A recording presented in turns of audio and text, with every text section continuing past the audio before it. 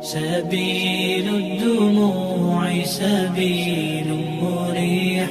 تنهدى يا صاحي كي تستريح وبث أعوذ بالله من الشيطان الرجيم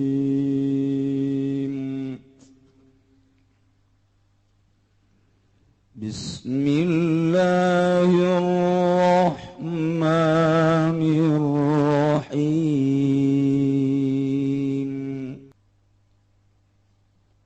ayat ieu diceritakeun sabada ayat-ayat anu samemehna.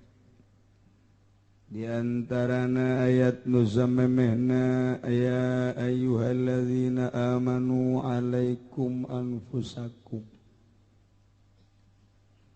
Ayat anu eta mah ya ayyuhalladzina amanu alaikum anfusakum batalina jeung agama. Diukur amar ma'ruf nahi munkar ku kakuatan demi agungna agama. Mampu urang make tangan besi gunakeun, teu mampu urang make lisan bae, teu mampu make lisan ge pabiqalbihi. Ilah ayatna alaikum anfusakum, diri sorangan bae urusan ku ari mah. Sebab ngurusan batur teh lain teu hayang jeung lain teu terpanggil tetapi teu mampu. Di Indonesia ngeuweuhkeun korupsi bae geus nu mampu. Kiai ngaromong ka bae geus teu dianggap, neraka geus teu kadeuleuan ku mata hatena. Malah makin tambah-tambah. Tambah deui disajabah korupsi teh deui ayeuna mah periswah sogok menyogok. Kiai atuh geus ngomong bae ge malah menjadi-jadi geus teu dianggap kiai, malah kiai ge kuari mah kasogok ieu. Geus teu dianggap. Kemudian atuh ayeuna mah tatanan-tatanan nu lainna di Indonesia geus ese. Dibangunlah bangsa sarana-sarana permaksiatan. Sarana tempat mabok, tempat judi, dimimiti hotel, night club, dan lain sebagainya. Saha nu wani kuari dakwah bil yad dakwah bil lisan dan saukur didarengkeun doa. Nu tersentuh di antara 100 hiji ge can puguh. Terus kabelah dieuna dakwah bil qalbi berarti geus lemah jasa. Calcel mun geus dakwah bil qalbi urang teh calcel sarana-sarana ibadah kafir. Kelenteng da gereja teh dengan dasarna ketika urang ngadukeun ka pamarentah. Dibere urang bahwa di negara urang demokrasi hancur-hancuran. Namun di daerah urang dek nyieun gereja betapa gampangna hese urang dek usul mun lain make demo hararese, tapi di Irian urang dek nyieun masjid hese jasa. Di udag-udag dek nyieun masjid luar biasa hese. Tayeulah kos karari anu mentak lamun Aceh hayang mandiri, lamun Banten hayang mandiri, Papua hayang mandiri lantaran meureunnan teu karasa uluran tangan di pemerintah. Ieu keur carita kenyataanna bae. Geus teu mampu berarti dakwah teh. Nah iyalah urang bilisan geus teu mampu biqalbi. Namun geus biqalbi berarti rentul dijieun kesempatan. Geus makin rusak. Nah, tapi urang geus dibere kuda-kuda ku Gusti Allah. Ya ayyuhalladzina amanu alaikum anfusakum. Urus diri, urus keluarga. Anak incu urang ulah sampai ka terjerumus. Urang bisa ngadawahan anak ge ulah boga HP geus hebat. Ulah boga HP nyacengnya. Cak panakna. Ai abah boga. Abah mah boga ge parantina leutipina doang. Cak anak teh nya. Kos kitu ama. Ceng ulah sok main PS-nya. Aya abah, aya sok gituan teh di mana naon? Eta mah PS khususon. bisa anak dinasehatan kok kolot sebab kolot lagi kos gitu dengan nasehatan kolot sok nonton TV-nya cengnya aya abah itu sok dihareupeun TV nak abah mah ngadaikeun berita na doang sabaraha menit ngadaikeun berita bah aya 20 menit pan sok angel sian rembel bae deui kamari teh pan mah keur aya ting-ting teh lah bagenya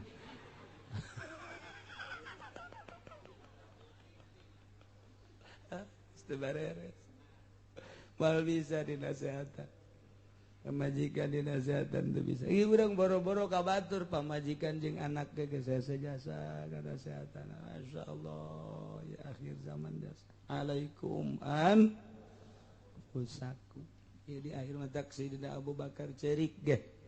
be lamun jelema geus ngamalkeun ka ayat ieu meureun mana teuing lemahna eta iman di akhir zaman lemah jasa geus teu bisa urang ayeuna mah aya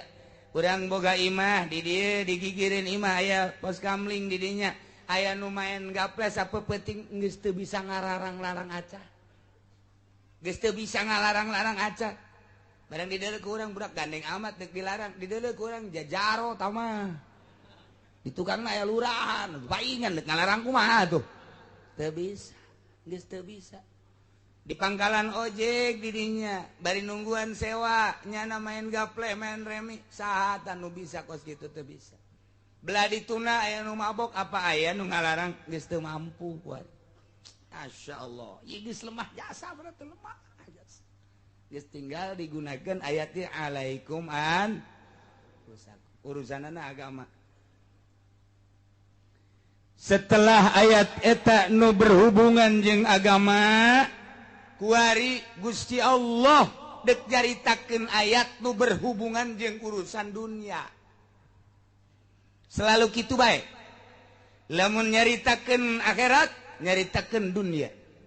lamun nyaritakeun jujur nyaritakeun batil lamun nyaritakeun mukmin nyaritakeun kafir ieu ge tadi nyaritakeun agama kuari nyaritakeun dunia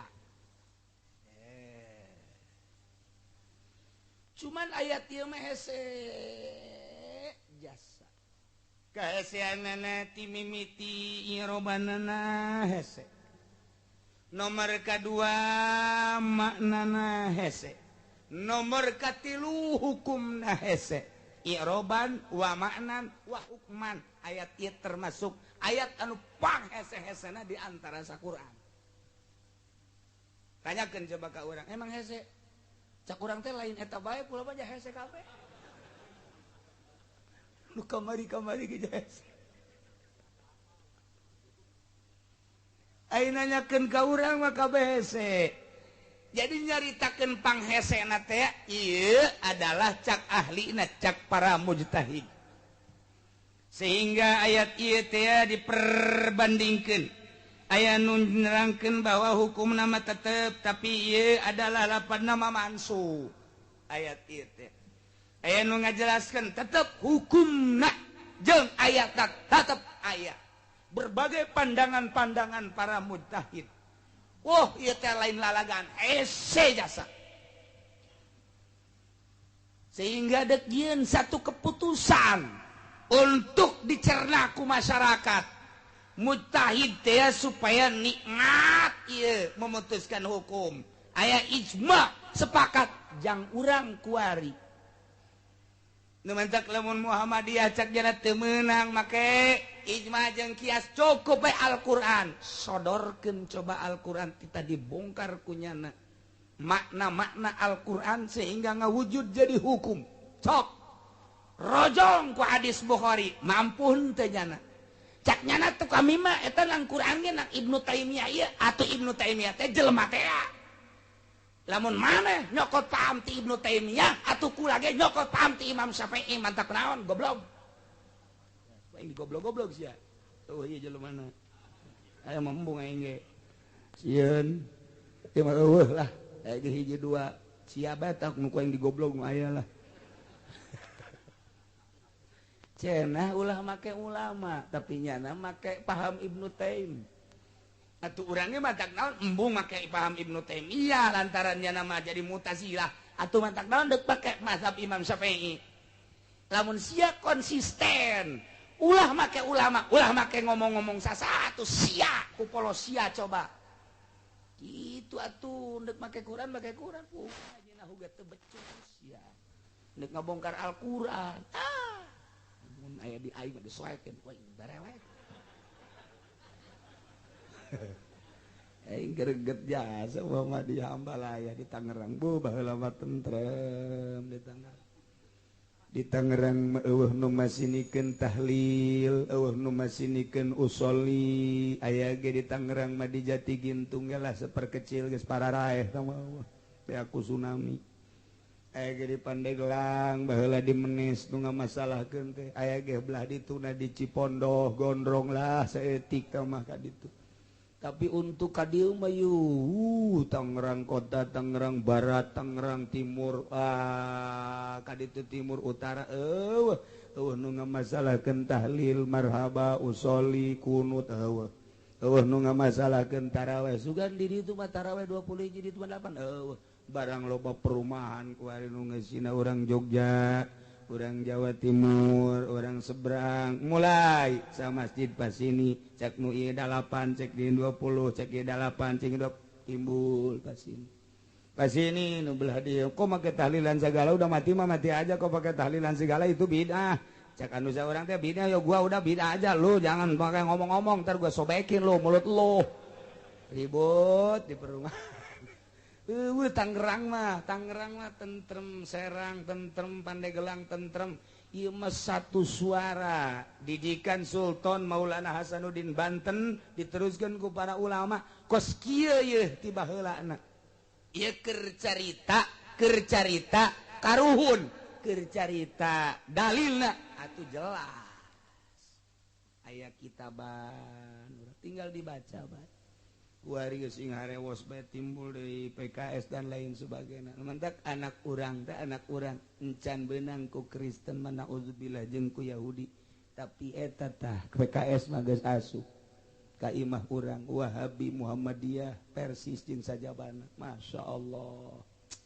baheula mah aya Persis teh di Bandung be di Pajagalan di ditu teh tah emang di dinya gudangna tapi kuari mah pan lantaran dibuka di urang loba arti eta mah atuh hak masing-masing tapi anak urang sing hade mun henteu diajikeun ka guru ahli sunnah wal jamaah geus di waru geus aya Wahabi hiji di Tereup geus aya masyaallah ngan di Cilongok doang tadaringan geus aya na kembangkeun sioneun balik jangan kujar kacir eta geus unggal lembur masyaallah keun kuari mah encan karasa kakarak pasini kitu doang ieu lamun anak urang bodoh engke ka ditu henteu masantren akibatna serangan nu kitu terus atuh memeh kaserangku itu ku eta heula kuari geus loba nu ngalelewe lah mah geus pae mapaya-paya abah walau sok sedekahan bid'ah teh kos kitu yang moal ngocor pae mah jang geusaan hirupna ge saya dan bebeja kakula kos gitu di sekitar urang macana kiai teh budak ngomongna kos gitu bibi endek dan teu sedekahna bibi mah cenah nek nurutan ka kiai bae sedekahan eta mun budak marah kita ka dieu bang golok pan jeung embena geus aya sekitar masyaallah ya ada ringgis ieu hese ieu mah aya ti hese hiji jik nyaritakeun patali soal dunia ayatna ge dimimitian ku ya ayyuhalladzina amanu wahai jelema-jelema nu iman Kristen Katolik Buddha Protestan keluar khusus jelema nu iman syahadatu bainikum idza hadara ahadakumul maut syahadatu jadi mubtada khobarna adalah isnani Imam Imriti ngejelaskan wal khobarus mundur tipain usnida mutabikon filafzihi lil mubtada di Imriti mah dijelaskeun mun urang ngaji nahu bahwa mubtada teh kudu mutobakoh jeung khobarna ai di alfiah mah geus langsung ku contoh bae mubtadaun zaidun wa azirun khobar ingkul ta zaidun azirun mani tazar geus aya di bahasa zaidun azirun zaidun isim zat dijadikeun mubtada azirun isim sifat dijadikeun khobar sapagodos eta teh lantaran mufrad pada mufrad geus jelas di alfiah mah lantaran alfiah mah teu meunang loba-loba bahasa tuqribul aqsa bilatin mujazi wa tabsutul bada biwadil munjazi make bahasana anu singkat tapi padat luar biasa tuqribul aqsa bilatin mujazi make lapan anu singkat cukup ku zaidun adirun tapi Imam Imriti mah ngajelaskeun khobar teh kapan isim nu diropakeun anu kudu mutobako jeung mubtadana mun mubtadana mufrad atau khobarna ge kudu mufrad lamun mubtadana tasniah atau khobarna ge kudu tasniah mun mubtadana jama atau khobarna ge kudu jama lantaran aya khobar eta adalah hukum geus berarti hukum teh kudu akur jeung nu dihukumanana ai ieu syahadatu mufrad ai isnani khobar pan teu akur teh cak alfiah teu akur cak imriti ge teu akur hese tah mulai tah hese tah komo nu teu ngaji mah kos kitunya komo nu teu ngaji mah cacak anu ngaji ge nu ngaji baheula mah aing nyaho ai kuari pohoan pan bisa poho ku sekupi tahalangan aduh eta pagawean budak sabenerna teh aing ngalalaga siapa nu teu mondok nu mondok mah geus teh aneh teh kos kitu mah teh aneh geus mondok mah teh nyaho jasa mah pokona asal geus saji jurumiah lebih nyaho tah mah nah di menutu mondok aing ngalalaga sia bungan situ mararondok naon tuh hirup jadi akhirat itu pernah mondok henteu nyaho ka hukum henteu aduh ieu teu nyaho ka hukum aja teu mondok wayana cek malaikat di makan neraka aduh ulah teu malaikat cek nya ulah ka neraka ge umur sia sabaraha keur di dunia 60 tahun teu pernah mondok saminggu-minggu acan henteu atuh sia teu nyaho ka hukum berarti atuh eta ngambur sia umur 60 tahun teh dipake hamburan bae ngan kula sok ngaji mingguan di mana di Cilongok di mana ngajina Ngalaambon seminggu sekali dia jauh mestinya hoka hukum tamang gitu ada cek malaikat coba dulu bukuna aya ieu ngaji nama ieu aya tapi sia mah lain nguntungkeun guru nguntungkeun tukang kopi aja sia mah ieu mah aduh masyaallah kerja teh hese ieu hese beneran ieu mah cak ulama hese ge geus perang lalaunan tatalina jeung dunia masalahna geus atuh lempengkeun make ilmu nahu bisa mubtadana nakdirkeun mudhof bisa dikhobaran nakdirkeun mudhof bisa zu syahadati bainikum isnani bisa kiatu syahadatu bainakum zusnani bisa bae kuari ditakdirkeun make tasniah zawa syahadati diutak-atik atau bisa kieu bae tuh syahadatu bainikum syahadatu tsnain eta mah urusanna urusan alfiah asal urang geus ngaji alfiah bae kateropong soal maca teh geus moal bisa anu ngadeheman moal urang maca kajian kuku mah ge moal bisa anu ngadeheman syahadatu bainikum tsnain goblok sia ngadeheman aing tidi turak itu aing ge teu nyaho sabenerna mah geus balaya geus gaji alfiah mah pokona mah aya nu ngadeheman kurang dipolototan bae geus tapi lamun teu ngaji alfiah kagarak fil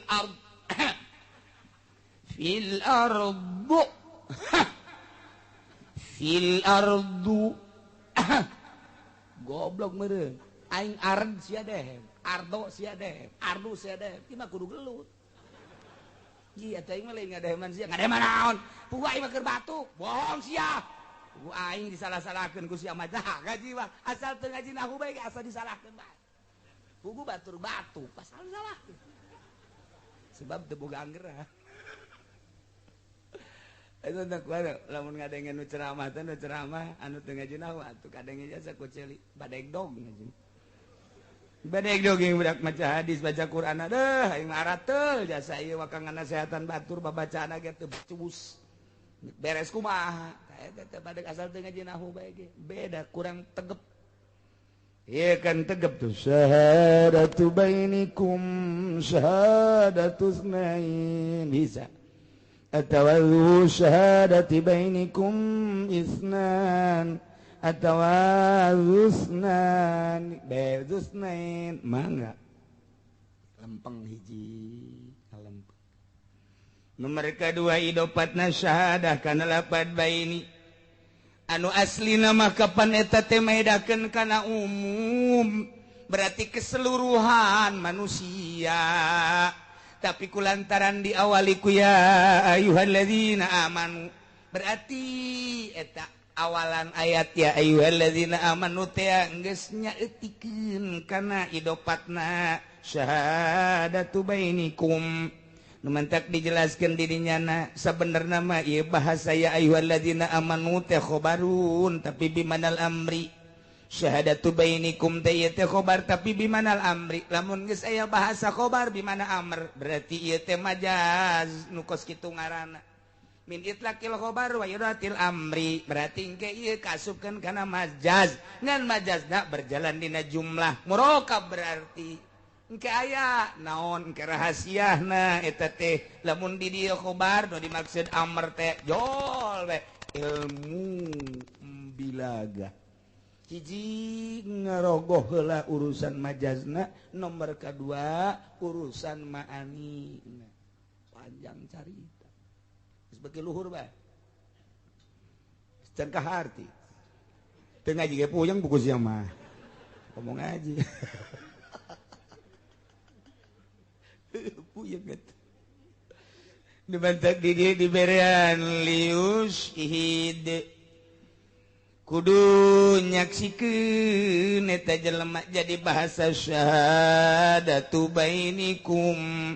idza hadara ahadakumul mautu hinal wasiyati ithnani dzawa adlin minkum sarua jeung lius ide sarua jeung gitu masyaallah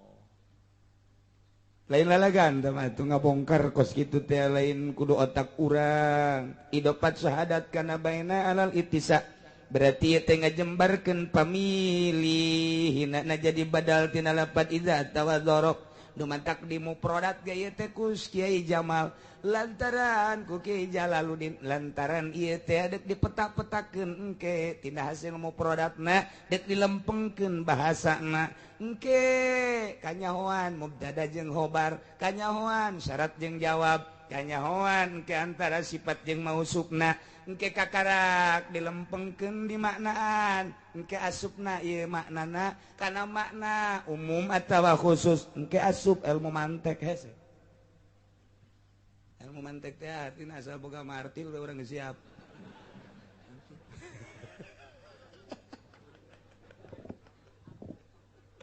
asal ayat patali jeung hukum pasti hese lamun ayat patali jeung hukum padek menangkeun hukum teh teu sambarangan dideuleu engke hadis ieu dideuleu hadis ieu kekuatan hadis jangan maknaan ayat eta supaya nimbulkeun hukum ke kumaha dibuatlah engke ijma na ieu urang kuari mah geus tinggal mukaan kitab bae aslina meunang ti dieu mantap Muhammadiyah dek langsung nyokot ti Quran bae mual tina hadis mandek nyokot Quran ti hadis mual hasil ulama datang ka merek pek datang ka merek pek mual bisa hiji kudu menguasai 12 pan heula 12 pan kudu di luar kalam malakat ngaran kudu malakat ngaranna sifatun sifatun fin nafsi eta teh kudu geus di luar kepala sakira-kira urang lamun keur hees dihudangkeun aya nu nanya eta teh urang ngajawab sakumaha ngajawabna urang mun ditanya ku anak urang Fatihah urang keur hees dihudangkeun ku incu urang ke udang udang udang aya naon mantes ieu kana budu aya kana nasta'in naon lam yalid walam yulad sama cak incuna jadi kieu cenah ja beda eta teu malakat tah si aki ge tah ka Fatihah tah entar tia kana budua ya kana emang lam ya itu anu udah heuh cek aki nanti geus ulah ngaganggu aki kerek deui tolol tah aki ngan carang tanu kitu teh mun diudangkeun teh ki udang cak incunan teh ya naon mantes iya kana budua iya kana stain teh naon ihdina syiratal mustaqim tah mah oh geus atuh ki kabeh aksi aki ge bisa sebab teh mah ti leuletik teh dipake salat terus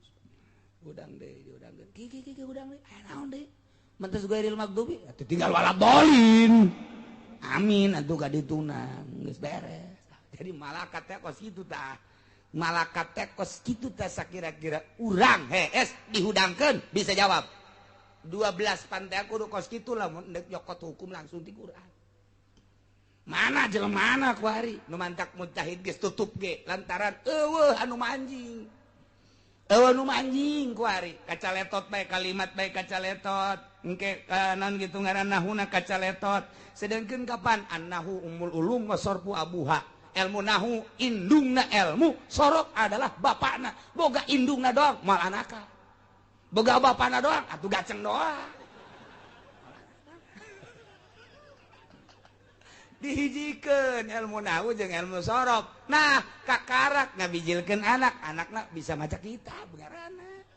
mantak lamun bisa nahu doang moal bisa ngaca kitab bisa sorok doang moal bisa maca kitab badeg dong di ditu lagi geus dijelaskeun annahu ummul ulum wasarfu abuha nahu indungna ilmu sorok bapana kawinkeun nahu jeung sorok bakal bisa maca kitab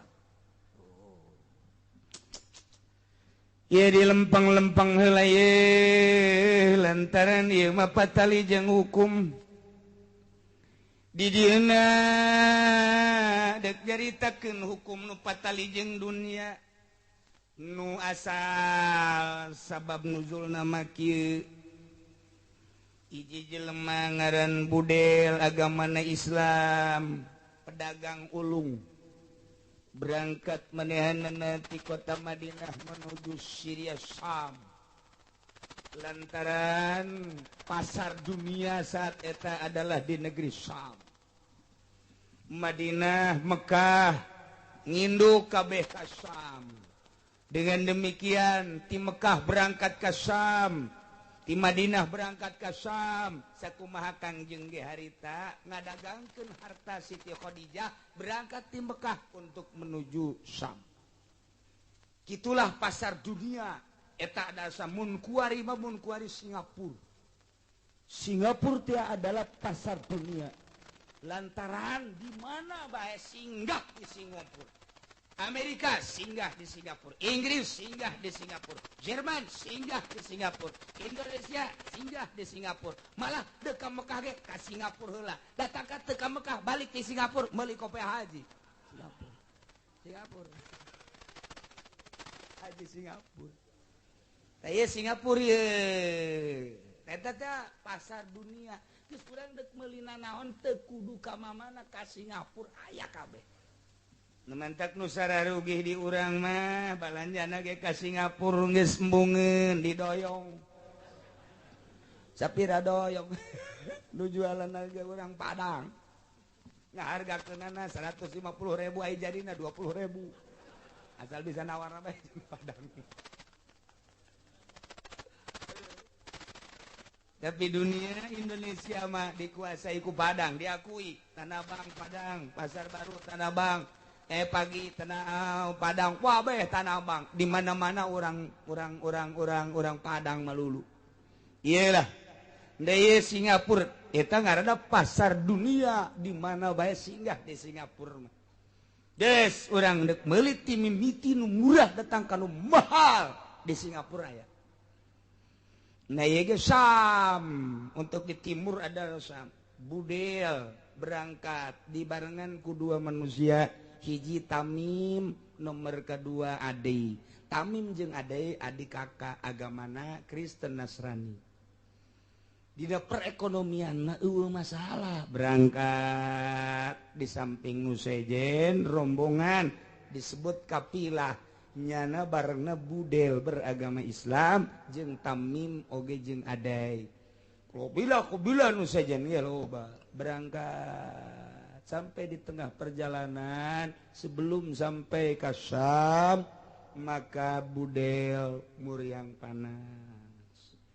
Satu hari ditunggu lain makin pulih makin kritis. Nyana petingna nulisan barang-barang harta saya yang dibawa, harta dagangan saya yang dibara sekian, yang dibawa sekian macam dengan nilai sekian. Rincian barang 1 piring buatan ikat. Canaya ikat itu. 2 gelas ketiga terus di antarana aya 1 wadah terbuat dari perak, 1 wadah terbuat dari emas, 1 wadah terbuat dari tembaga, 1 wadah terbuat. Jadi rincianana aya nilai totalna harga sekian, berarti diselipkeun ku nyana ieu barang-barang, catatan barang-barang di hartanyana di panghandapan. Teu nyahoeun nuduaan Kristen teh tak ada jeung tamim teu nyahoeun bahwa eta barang teh aya catetanana. Terus rapi. 1 hari, 2 hari makin kritis, 3 hari budel mengalami luar biasa kritis. Nu terus maut. Tidinya nyana wasiat cek budel tamim adei. Hanya engkaulah berdua yang mengiringi saya, yang bareng dengan saya. Dengan demikian saya wasiat, andai kata saya dengan sakit ini kemudian mati, maka tolong kasih tahu istri saya, anak saya, saudara-saudara saya, ya barang ini tolonglah dibawa nanti ke sana, pulang lagi ke Madinah. Terus beres wasiat, cek dua-duaan ya nanti akan saya sampaikan. Tekebal kerlek pai. Diuruslah dengan berbagai kabilah. Biasa Islam diurus dikubur. Nyana ngelanjutkeun dagang adai jeung kitu tami. Ternyata kabita nyana teh ieu barang-barang nu diwasiatkeun teh urang buka yuk cek tamim teh ka ade hayu dibuka. Begitu dibuka nu lain-lain nama teu kabita ngan aya 2 wadah nu kabita terbuat dari perak jeung emas. Waduh ieu mah mahal cenah yeun mah hargana. Ulah gandeng-gandeng yuk urang jual bae yuk. Cek nu 2. Ya oke guys. Kuduaan nu sejen mah di talian deui, nu ieu mah dijual di itu di Syam. Harga nu luar biasa mahal. Lamun lamun naon kitu ngaranna wadah, semacam wadah kitu, piring gede terbuat tina perak, piring gede tina perak, piring gede tina perak, piring gede tina perak, piring gede tina perak, piring gede tina perak, piring gede tina perak, piring gede tina perak, piring gede tina perak, piring gede tina perak, piring gede tina perak, piring gede tina perak, piring gede tina perak, piring gede tina perak, piring gede tina perak, piring gede tina perak, piring gede tina perak, piring gede. Emang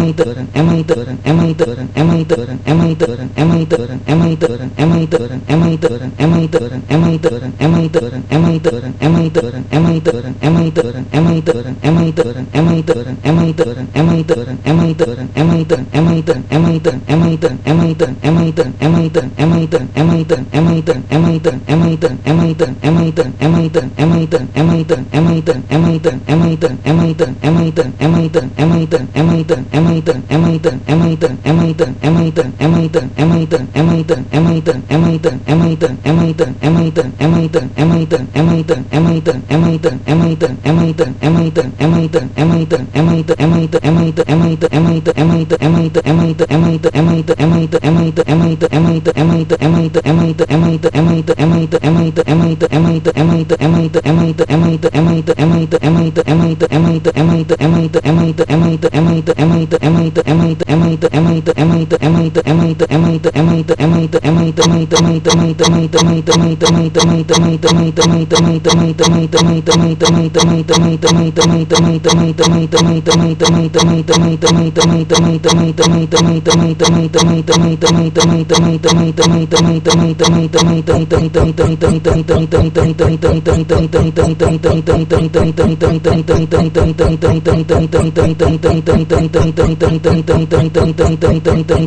kabeh maut maut asbabu tegasna pirang-pirang sabab maut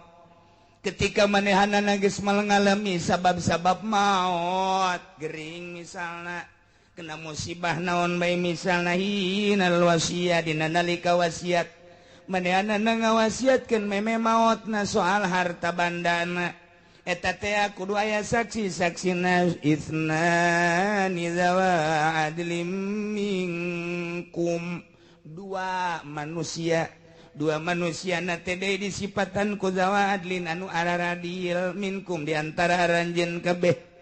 tahartina ieu bahasa teh bahasa khobari sanggeus teh kurang dimodif make majaz bakal terjadilah engke aya liusid hai jelema nu kena musibah maut kabeneran maneh teh agamana mukmin iman muslim haju maneh dek ngayakeun wasiat kudu make saksi duaan saksina tur saksina kudu nu Islam nu iman nu araradil duanana dieun ku maneh saksi ternyata di imah mah babari neangan saksi teh nu araradil teh coba gerokeun coba itu Mang Muhammad jeung Mang Ahmad yang nyaksian kula dek wasiat bisa Ahmad Muhammad majak anakna itu bae soleh jeung masluh tanggeun ka dieu aya babari dek naon cak Ahmad Muhammad dawa soleh masluh ieu kula azana lain deui rarasan sada para roek bener emang ngaji poek bener coba ya nu ieu beunta ieu cang tamaja ieu mah geulis urang Lampung ieu wah ieu mah haji teu beres ieu ieu dulu nu geulis mah cang keneh bae coba ieu deuleu ieu poek tah mah emang eta naon Quran tuh kana Quran mah poek bae mah haji ai kana beureum mah nu beureum tah tiung beureum cang jaknya lo di ka mamanakeun kajajaden mah gering teu beres haji emang kuane geus para roek wasiat bae babari ka dieu mah aya naon haji wasiat jeung geus kabagian kabeh teh anak-anak nu itu geus dijieunkeun iman nu itu geus dijieunkeun iman nu kadua katilu kaopat kalima ajo melang kasih bungsu be nya mah cekolot baheula mah kerak ayo ieu mah wasiat bae tah itu nu kedokan eta mah jang si bungsu bae nya saksian panjennya bahwa nu kedokan mah teu bisa diganggu kuat tah jang si bungsu wasiat tah eta kan ngeunah di imah mah aku hari di perjalanan model kibudel tadi saat badanna berangkat ka ditu agama nama Islam tapi nu ngabarengan nyana adalah Tamim jeung Ade agamana Kristen eueuh deui jang Minang Saraya iwal ti kanu duaan eta jang memang eta nu ngabarenganana kuari nyana ieu men tadi saksianana ka Nasrani ka Kristen duaan kumaha eta au akharani min ghairikum in antum darabtum atawa nu nyaksianana duaan min ghairikum ti salian agama maraneh kabeh kos baheula kajadianna Ade jeung Tamim agamana Nasrani in antum darabtum di mana nyaba aranjeun kabeh sapartum fil ardi di muka bumi ieu sedangkan urang keur di perjalanan maka pan hese menta tulung jangieun persaksian deka saha urang menta persaksian kecuali kudu ngabarengan jeung urang kabeneran nu ngabarengan jeung urang teh ieu adalah agamana lain agama Islam kabeneran agama Nasrani misalna cara carita di dieu atawa nu kajadian kuari urang babarengan jeung babaturan urang samobil kabeneran urang dek wasiat menang musibah wasiatna ka kafir wasiatna teh ka Yahudi kumaha ieu nu teh sagama jeung urang fa asabatkum musibatul maut kabeneran di tengah perjalanan kekenaan musibah maut sabab-sabab maut nage saya di tengah-tengah kena kasababan maut gering misalnya kemudian manehan ada wasiat beberean udah wasiat barang-barang dek wasiat naon nu diwasiatkeun ka kafir kumaha eta anggil tahbisunahuma mim ba'dis shalah panggil heula sanggeus dipanggil kurang di BAP heula introgasi heula tanya sedetil mungkin ieu teh saksi bakal disumpah cara nyumpahna mim ba'dis shalah sabada salat di dieu teh dijelaskeun bada salat asar kok ku salat asar kunaon sih lantaran salat asar teh hiji waktu anu teu sambarangan biasana di bada salat eta teh dipake maca Quran dipake dumadeheus ka Gusti Allah lamun dina ahli-ahli Allah ma ahli tarekah tas asar teh aya hiji waktu pakpikeun tadarruk ka Gusti Allah ba'da asar teh lain sambarangan ngemantak ulama-ulama kiai-kiai nu baheula ka santrina ceng sing hade kabeneran mata poe tugang gunung tak eta mah pake ngapalkeun atawa maca Quran tim mimiti wasyamsi datang ka qul a'udzu birabbin nas atawa geus bae sajuz bae tizuz di amayat tasalun datang ka qul a'udzu birabbin nas wayahna mata poe tugang gunung masing hade lantaran ieu osok loba jelema nu mamawa samping mata poe tugang gunung mah neangan Ki Zahid Sarwiti ti Cikupa mabok ini riwayat ahada asaro eta sih ada pada asar da iyalah nu mentak dijelaskeun mim ba'dis shalah tapi pan ieu kan saksi sedangkan keputusan dina hadis saksi mah lain kudu disumpah nu kudu disumpah mah setelah kebenaran saksi teu jelas sanggeus teh kebenaran saksi teu jelas dari pihak pendakwa nah ieu teh ingin menjelaskan kebenaran dirina kudu disumpah iyalah bulak-balik ti dieu nah ieu nu mantak jadi hese teh jangan keputusan engke dina ijma fayuqsimani billah wallahu a'lam.